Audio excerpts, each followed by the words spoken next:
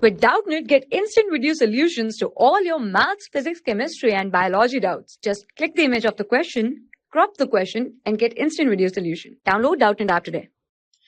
Hello students, so let's read the question. Post-embryonic growth is, okay, so basically we have to tell what is the term which is used for the post-embryonic growth. Option A, accretionary, option B, auxetic, option C, multiplicative, and option D, all the above. Okay, so let's start with the first one. Okay, so this is a term which is used for the process of growth which occurs in cartilage and bones. Okay, so this is the growth which occurs in the cartilage as well as in the bones. Okay, and it involves basically the process of cell secretion. Okay, it involves the process of cell secretion.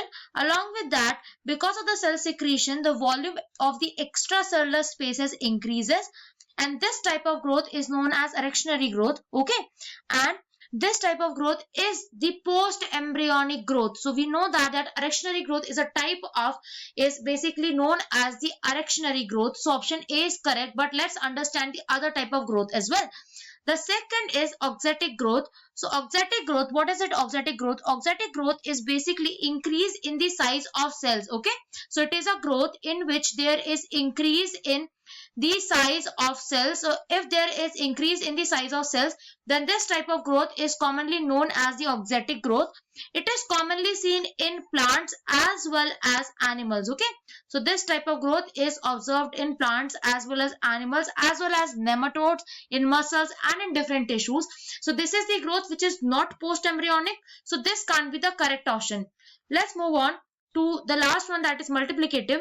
Multiplicative growth is basically a type of growth which involves increase in cell number. Okay, it involves increase in cell number, and this type of growth is not the post-embryonic growth. It is known as the embryonic growth, not the post-embryonic.